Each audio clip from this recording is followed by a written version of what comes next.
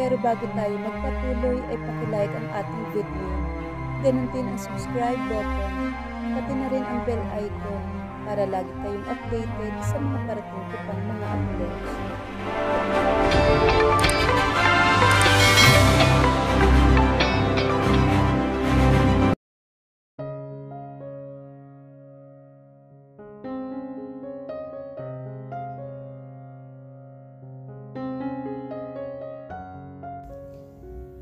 Mariin ang bawat tapak niya sa accelerator at tila liparin ng kanyang Volkswagen sports car ang daan pa uwi sa kanilang bahay. Pagdating ng bahay ay agad siyang bumaba. Hinablot ang asawa at kinaladkad papasok ng kabahayan. "Greg, nasasaktan ako!" Sigaw ng asawa niya. Ngunit tila siya isang bingi. Namayan ang matinding sakit sa dibdib. Kinaladkad niya papasok ng silid nito si Violet. "Greg, anong ginagawa mo?" Ani ng asawa niya, sa boses na takot na takot. Nilak niya ang pintuan at hinubad ang saplot sa katawan. Marahas niyang pinunit ang damit ng suot na asawa. "Greg, ano ba? Tama na, parang awa mo na." Pagmamakaawa ng asawa niya. Nagpapanik siya. Nanginginig maging ang kanyang kalamnan. She wanted to scream, ngunit hindi niya magawa. "Greg, nasasaktan ako!" Aniya habang kinakaladkad siya nito paakyat sa ikalawang palapag. Ngunit tila walang naririnig ang kanyang asawa. Itinulak siya papasok sa loob ng kanyang silid. Sabay balya ng malakas sa pintuan at nilak iyon. Nanlaki ang kanyang mga mata, sabay yakap sa kanyang sarili. Nanginginig siya sa sobrang takot. Greg removed his polo shirt and unbuckled his belt. "Anong ginagawa mo?" Aniya sabay tayo mula sa pagkasagalpak sa sahig at akmang lalayo sa asawa ngunit hinila siya nito. Marahas niyang hinila ang dress nito. Maging ang dalawang maliliit na saplot sa katawan niya ay pinunit ng asawa niya. She is now fully naked in front of her husband. "Anong ginagawa ko? You're asking me what I'm doing, ha? Bakit Violet? Bakit si Sander pa? Bakit hindi ako? Ako ang asawa mo." Andito kasabay ng pagdagundong ng boses ng asawa niya sa loob ng silid. Namumula ang mga mata nito habang nakatingin sa kanya. "Greg, wala kaming ginagawa. Aray! Greg, nasasaktan ako!" Hinila nito ang buhok niya at hinila nito pababa. Nakatingala siya sa asawa habang walang humpay ang paglandas na masaganang luha sa kanyang mga mata. Itinukod niya sa malapad na dibdib ng asawa ang dalawang palad at pilit nilalayo mula dito ang hubad na katawan. Greg is now topless. Tanging boxer brief na lang ang natitirang saplot sa katawan nito. Did he touch this? Hinawakan nito ang kanyang dibdib na may diin. Did he suck it? The way I did, ha? Greg, tumigil ka. Pilit niyang pinapatatag ang sarili. Mariin siya nitong hinawakan sa baba habang nanglilisik ang mga matang nakatitig sa kanya. Do you remember what I told you last time? Ha, sweetheart? Greg, tama na. Muling pagmamakaawa niya rito. You are mine, sweetheart. I will not let anyone take what is mine. Sinunggaban siya ng halik sa labi nito. Madiin at marahas ang paraan ng pagkakahalik nito sa kanya. Mariin niyang tinikom ang kanyang mga labi habang napapasigok at walang tigil ang pag-agos ng mga luha. Kiss me back, he said in between kissing her hard and rag. I said kiss me back. Muli nitong sigaw na ikinapitlag niya rito. Tama na! Malakas niyang sigaw. Ngunit nanatiling bingi ang asawa. Binuhat siya nito papunta sa kama at marahas na ibinagsak sa ibabaw ng malapad na kama. Gumapang siya at sinubukan na umalis. Ngunit muli siyang hinablot ni Greg sa buhok at pinahiga ito. Ilang beses ninyong ginawa, ha? Nakailang rounds kayo? Masarap ba siya, ha, Violet? She felt terrible pain. Hindi lang katawan niya ang masakit, maging ang puso niya ay durog na durog sa mga oras na ito. Pinagbibintangan siya nito ng isang bagay na kailanman ay hindi niya kayang gawin. Everything around her became dark. Wala na siyang naiintindihan. Hindi niya alam kung bakit ito ginagawa sa kanya ni Greg. Nasaan ang pangako nitong kalayaan pag ikinasal sila? Hindi ito ang inaasahan niyang mangyayari sa kanya. Bumangon ang matinding galit sa kanyang puso. Itinulak niya ito. Pinagsusuntok niya ito. Ngunit walang nangyari. Determinado itong gawin ang kahalayan sa kanya. Hinalikan siya nito sa labi ng mariin, kasabay ng pagkagat sa kanyang ibabang labi. Marubdob at marahas ang bawat dampi ng labi nito sa kanya. "I said kiss me back!" Muling sigaw nito. Ngunit hindi siya umiimik. Patuloy siya sa panunulak at pilit iniiwas ang mukha sa asawa niya. Mabilis na naman niya itong sinuntok, maging sa likuran nito, kasabay na pagwasiwas niya ng kanyang mga paa. Ngunit walang nagawa ang balingkinita niyang katawan sa malapad, matipuno at matigas na katawan ng asawa. Idinaga nito ang buong bigat sa katawan niya. He kissed her hard on her jawline, down to her neck. Kinagat nito at sinisip-sip. Bawat maraanan ng labi ng asawa ay marahas itong sumisip-sip, maging ang mga ngipin ay kumakagat. Nararamdaman niya ang bawat hapdi at sakit sa bawat kagak at sipsip ng asawa niya. Alam niyang mag-iiwan iyon ng marka, hindi lang sa kanyang balat, maging sa kaibuturan ng puso niya. Ang mga kamay nito ay mariing hinihima sa kanyang dibdib. "Ayaw mo ba, ha? Bakit? Mas magaling ba siya sa akin? Mas magaling ba siyang hawakan, halikan at dilaan ka?" Hinagip ng kamay nito ang panga niya. "Why you can even respond to my kisses? Dahil ba mas magaling siya, ha, Violet?" Gusto niya itong bulyawan, ngunit hindi niya magawa dahil sa mahigpit na pagkakahawak ng palad nito sa kanyang panga.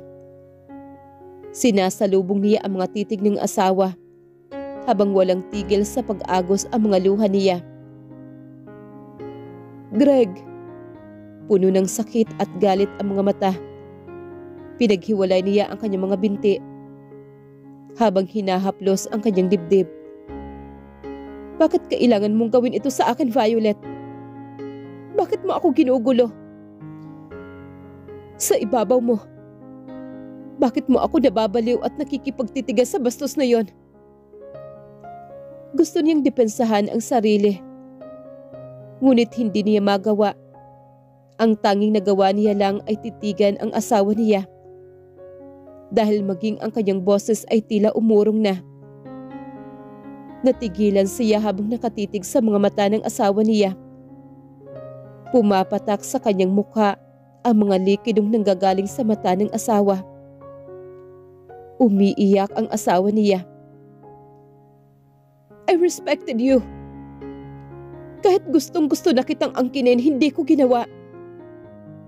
Kahit na sa akin na ang lahat ng karapatan para gawin yon. Pero hindi ko ginawa because I respected you." Mariin ang bawat salitang lumalabas sa bibig ng asawa niya, kasabay ng mga luhang pumapatak. "But now, I lost that respect, Violet, because you don't deserve it. You don't deserve it after what you intimate to that bastard best friend of mine." Ang marinig sa boses na ito at ang marinig ang mga salitang iyon ng asawa niya ay tumatagos sa kaibuturan niya. Tumatagos ang sakit ng mga sinasabi nito. Muli siya nitong sinil ng halik kasabay ng paglakbay ng mga palad nito sa kanyang kahubdan, habang kinikis-kis nito ang pagkalalaki sa kanyang pagkababae. Greg Baxter's brief is still on, but she's already feel his dark bulk and erect manhood na ikinikis-kis nito sa kanyang gitnang bukana. Nakakaramdam siya ng kakaibang kiliti sa kanyang pagkababae. Ngunit mas nangingibabaw ang sakit na dulot ng mga salitang binitawan ng asawa. Mga salita na tila isang matalim na punyal na itinatarak sa puso niya. Walang katumbas na sakit. Paano niya ito hinawakan? Ani nito habang pinapalandas ang daliri sa kanyang gitnang bahagi. Ganito ba? Ganito ba niya hinawakan ito? Mariin itong hinawakan ang pagkababae niya. Nakakasuka. Nakakasuklam ang bawat katagang lumalabas sa bibig ng asawa niya. Mariin siya nitong hinalikan. Napapahiyaw siya sa sakit. Habang walang tigil sa paghimas ang isang palad nito sa kanyang kasilanan. Habang nakapako ang dalawang palapulsuhan sa kanyang uluhan. Hawak-hawak ito ng isang kamay ni Greg. She felt so helpless. Mahal niya ito. Sobrang mahal niya ito. Hindi ito ang nais niyang paraan ng pag-angkin ng asawa sa kanya. Hindi ito ang pinapangarap niyang maging unang karanasan mula kay Greg. It is supposed to be sweet and passionate, but it turns out to be her nightmare. He freed her pulse. Lumuhod ito sa harapan niya at sa isang iglap lang ay tuluyan ng hubot-hubad ang asawa at mula sa lamlam na ilaw na nagmumula sa lampshade ay kitang-kita niya ang pagkalalaki ng asawa. It was huge, long, hard and erect. He possessed himself. Now, taste it, sweetheart. Lasapin mo. Dahil para naman talaga sa'yo to eh. Wika nito habang pilit na ibinubuka ang mga hita niya. Napakagat siya sa ibabang labi at pinipigilan ang sariling mapahiyaw. Natigilan naman si Greg. Hindi pa man tuluyang naipapasok ng asawa ang kahabaan nito sa kanya. Hindi pa man nangangalahati at nasa entrada pa lang. Ngunit ramdam na niya ang matinding kirot. Gusto niyang sumigaw para patigilin ang asawa ngunit tila maging ang boses niya ay tuluyan na siyang iniwan. Nanghihina ang kanyang katawan sa pagod dahil sa panlalaban niya sa asawa. Tumigil ito at napatitig sa kanya. Tila ito nabuhusan ng malamig na yelo at nagising mula sa isang mahimbing na pagkakatulog. Napasambunot ang asawa niya sa buhok nito habang napapaawang ang mga labi nito. Violet, sweetheart. Bakit ka tumigil? Ituloy mo. Hayop ka! Ituloy mo! She cried at the top of her lungs. Muli siya nagkaroon ng lakas upang bumangon. Pinagbabayo niya ang dibdib ng asawa. They are both naked in the middle of their bed. Hinuli ng asawa niya ang kanyang mga kamay at mahigpit siyang niyakap nito. I'm sorry. I'm so sorry, sweetheart. I'm sorry. Anong kasalanan ko sa iyo? Bakit mo ako sinasaktan ng ganito? Bakit mo ako pinahihirapan? Bakit? Bakit, Greg? Paulit-ulit na sigaw niya habang pinagbabayo ng kanyang dalawang kabao ang asawa niya mula sa likod nito. Mahigpit siya nitong niyayakap habang yumuyugyug ang mga balikat nito. Umiiyak at paulit-ulit na humihingi ito ng tawad sa kanya. Tumigil siya sa pananakit sa asawa ngunit patuloy pa rin sa pagbulahaw ng iyak. Bakit, Greg? Bakit? Paulit-ulit na tanong niya rito. Basang-basa ang kanyang mukha dahil sa luha at tila hindi nauubos. Ilang oras na ba mula pa kanina ang walang tigil na pagdaloy ng kanyang mga luha. Maging ang mukha ng asawa ay basang-basa na rin. Walang tigil ang pag-iyak nito at paghingi ng tawad sa kanya. Tila walang balak ang asawa niya na sagutin ang mga tanong niya. Tumahimik siya at marahan na bumaba ng kama at muling umupo sa gilid ng kama habang patuloy na sumisigok mula sa matinding pagbulahaw ng iyak. Hindi siya umiimik. Hubot-hubad siyang nakatalikod sa asawa niya. Kinasusuklaman ko na kasama mo si Sander. Dahil nagsiselos ako, Violet. Marahas siyang lumingon dito habang napapalunok. Sapat na ba na dahilan yun para manakit ka? Para saktan mo ako ng ganito? Aniya sa mariin at pasigaw na salita dito. Ang makita kang kasama siya ay parang torture, Violet. Bakit? Bakit, Greg? Because tila nahihirapan itong ituloy ang mga gustong sabihin. Bakit ka nabubulol? Walang hiya ka. Kanina ang lakas ng loob mong saktan ako. Ang lakas ng loob mong sabihin ako ng masasakit na mga salita. I'm in love with you, Violet. Hulog na ako sa'yo. Putol nito sa iba pa niyang sasabihin. Hindi siya nakaimik. Hindi siya nakagalaw. Nakatingin lang siya sa asawa na ngayon ay unti-unting lumalapit sa kanya. Tumayo ito sa kanyang harapan. Kapwa sila hubot-hubad. Hinawakan nito ang kanyang mga kamay at lumuhod. Forgive me, please. I was carried away by my emotion, Violet. I felt so much pain when I saw you hugging him and smiling at him. Nakayuko ito habang hawak-hawak ang kanyang mga palad. I felt jealous. Ang mga ngiti mo sa kanya, ang mga titig niya sa'yo, ay tila ikinagagalit ko. Takot. Matinding takot ang nararamdaman niya. Nasaktan niya ang babaeng mahal niya, ang asawa niya. Sinaktan niya ito emotionally and physically. Hindi ito umiimik at tahimik lang itong nakayuko habang sabog ang buhok nito. Sumisigok habang nananatiling walang imik. Please, sweetheart, kausapin mo naman ako. Bulyawal mo ulit ako. Saktan mo ulit ako. Sa kahit anong paraan na gusto mo. Tinaas niya ang isang palad. Tinabing ang buhok na nasa mukha ng asawa at pinahid ng mga daliri. Ang mga luhang lumalanda sa pisngi ng asawa niya. Just don't leave me, sweetheart. Ngunit nanatili itong walang imik. Tahimik na nakaupo sa gilid ng kama. Nahintakutan siya sa pananahimik ng asawa niya. Hindi na ito umiiyak. Hindi na ito sumisigok. Ilang minuto pa ang lumipas ay tumayo ito at naglakad papunta sa walk-in closet. Sinundan niya ang asawa. They were both naked habang naglalakad. Kinapa nito ang switch ng ilaw sa malawak na walk-in closet. Segundo lang at bumadha agad ang liwanag sa loob. Napaawang ang kanyang mga labi na makita ang bakas ng kagat at heke sa liig ng asawa. Tila siya pinako sa kanyang kinatatayuan. Ano itong nagawa niya? Bakit siya nagpadala sa kanyang emosyon?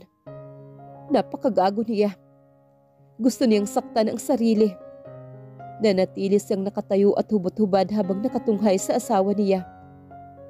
Gusto niyang parusahan ang kanyang sarili. Violet took clothes from his clothes. Tila wala ito sa sarili na mas lalong nagpatindi sa kanyang nararamdaman. Basta lang ito kumuha ng damit at sinuot. Sinuot nito ang isang blue long sleeve polo shirt niya at kumuha ng underwear at sinuot.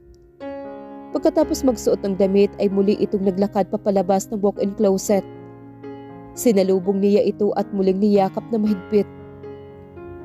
Anong gusto mong gawin ko para mapatawad mo ako, Violet? Please magsalita ka. Muli siyang lumuhod at mahigpit na niyakap ang asawa habang nakasubsob ang mukha niya sa puso nito. Get up, Greg. Magbihis ka. Anito habang pilit na binabaklas ang kanyang mga kamay na nakayapo sa baywang nito. Ngunit mas sinigpitan niya ang pagkakayakap sa balingkinita nitong katawan at mas lalong isinubsob ang mukha sa puso ng asawa. I hurt you. And I know right now you feel so broken, sweetheart. But please give me a chance to show you that I feel sorry for what I did. That I regret it. Aniya habang muling tumutulo ang mga luha sa mga mata. Please give me a chance, Violet. Please. Pagmamakaawa niya rito. You want a chance, Greg? Bakit? Did you give Sander and me chance to explain to you kung bakit kami magkasama? Kung bakit ako nandun sa lugar na iyon? Muling humihikbi ang kanyang asawa. No! You didn't even give us a chance. Bigla ka nalang nananakit. And you almost, Greg. I know, sweetheart. I broke my promises. My vows. I was driven by my emotion. My jealousy towards Sander. Gumagalaw ang mga balikat habang umiiyak. Natakot ako na baka mawala ka sa akin at babaling ang atensyon mo kay Sander. At matinding takot ang nararamdaman ko, Violet. You want me to give you a chance? Then get up. Magbihis ka. Huwag kang matutulog. Huwag kang kakain. At huwag kang uuwi dito hanggat hindi mo naayos ang gusot na ginawa mo. Anito habang binabaklas ang kanyang mga kamay. Bigla siyang napatayo at matamang tumitig sa asawa. Pinunasan niya ang mukha at tumingin sa mga mata ng asawa niya. Gagawin ko. Mariin na sabi naman niya. Binaklas ng asawa niya ang kanyang mga palad at iniwas mula sa kanya ang mukha at tuluyan siya nitong nilagpasan. Mabilis ang bawat kilos niya habang nagbibihis. Kung ang paglunok ng pride niya ang tanging paraan para mapatawad siya ng asawa niya, gagawin niya. Lumabas siya ng walk-in closet at saglit na sinulapan ng asawa na ngayon ay nakahiga patagilid. Habang nakabaluktot ang mga binti nito, marahan niyang hinila ang comforter at inayos ang pagkakakumot sa asawa niya. I'm going, sweetheart. Paalam niya rito. Hindi ito sumagot at nanatiling walang imik. Nasa labas na siya ng bahay at akmang papasok ng sasakyan nang muling maalala ang asawa niya. Muling bumangon ang kaba sa kanyang dibdib.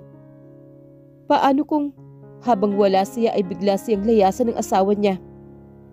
Hindi malabong mangyari ang kanyang naiisip. Nasaktan niya ito emotionally and physically. No. Hindi pwede. Hindi siya pwedeng iwan ng asawa niya. Bago siya tuluyang umalis ng bahay ay nagtalaga siya ng tao na magbabantay sa asawa niya. Ilang metro mula entrada ng bahay ay may nakatalaga na 5 tao. Ganun din sa back gate. Napaparanoid na siya. Oo. Matinding pangamba at takot ang kanyang nararamdaman na baka tuluyan siyang iniwan ng asawa. Dumiretso siya sa Velasco Building. Pinahinga ang pagod na katawan niya sa kanyang pribadong silid sa loob ng kanyang opisina. Ngunit nanatiling gising ang kanyang diwa at naglalakbay papunta sa asawa. Kailangan na niyang tapusin ito. Hindi niya kayang malayo sa asawa niya. Iniisip niya pa lang na ang kalagayan nito ngayon at iniisip nito ang tungkol sa kanya ay kinakabahan na siya. Gago siya. Wala siyang kwenta dahil sinaktan niya ang asawa niya, ang babaeng mahal niya. Tila dininig naman ng Diyos ang kanyang daing. Tumunog ang cellphone niya at pangalan ni Sandra ang nakarehistro roon. Agad niya iyong dinampot at sinagot ang tawag. Han, let's meet tonight, Sandra. Aniya at putol sa iba pa nitong sasabihin. There's no reason para patagalin pa ang pakikipaghiwalay niya rito. He knows na masasaktan niya ang dating nobya. Ngunit mas mananaig ang pagmamahal niya sa asawa. Sooner or later, malalaman din ni Sandra at sa ayaw at sa gusto niya. Masasaktan niya ito. Saan? At your place. Sa you then. I love you, Greg. Marahan siyang napabuntong hininga. Bye, Sandra. Sabay pindot ng end call. I'm sorry, Sandra. Mahinang bulong niya sa kanyang sarili. Hindi siya nakatulog. Hindi siya kumain, gaya ng sabi ng kanyang asawa. Nasa building na siya kung saan ang condo unit ni Sandra. Pinindot niya ang number ng floor condo nito. At pagtunog ng elevator ay agad siyang lumabas. Nasa tapat siya ng pinto ng kondo ni Sandra. Mariin siyang napabuntong hininga bago pinindot ang doorbell. Ilang segundo lang ang lumipas ay agad siyang pinagbuksan nito. "Han, you're too early." Anito at akma siya nitong halikan sa labi. Ngunit iniiwas niya ang mukha rito. Agad rumihistro ang pagkadismaya at sakit sa mukha ni Sandra. Ngunit hindi ito umimik. Agad siyang pumasok at dumiretso sa sofa at umupo. Sandra keeps on staring at him. Tila binabasa nito ang bawat kilos niya. Muli siyang nagpakawala ng isang malalim na buntong hininga at matamang tumitig kay Sandra. "Can we talk? Coffee? Juice or soda?" Sa halip ay tugon nito. "Mag-uusap lang tayo, Sandra." "I missed you." Wika ulit nito. "Sandra, please." Pagmamakaawa naman niya. "Gusto ni na papa at mama na maghapunan sa amin dahil tinanggihan mo ang imbitasyon sa akin mga magulang kagabi. Baka maaari kang maglaan ng oras ngayon dahil nandito ka na." Wika nito. Ginawa nitong busy ang sarili at hindi siya pinapansin. Bawat sasabihin niya ay iba ang sinasagot nito. Alam niyang nakakaramdam na ito dahil sa panlalamig niya. Nakikita niya ang sakit at takot sa mga mata ni Sandra. Ngunit wala na siyang magagawa. Sandra needs to know the truth. Kahit ikakasakit nito iyon. Dahil mas lalo itong masasaktan kung patatagalin pa niya. And above all, he needs to be with his wife. A few hours had passed. Ngunit walang oras ang nagdaan na hindi sumasagi sa isip niya ang asawa. He needs to get through the soon as possible. He wants to be with his Violet. Dahil hindi siya mapapakali. Natatakot siyang maiwan ng matagal si Violet. Lalo na sa sitwasyon nito ngayon. Sinaktan niya ang kanyang asawa.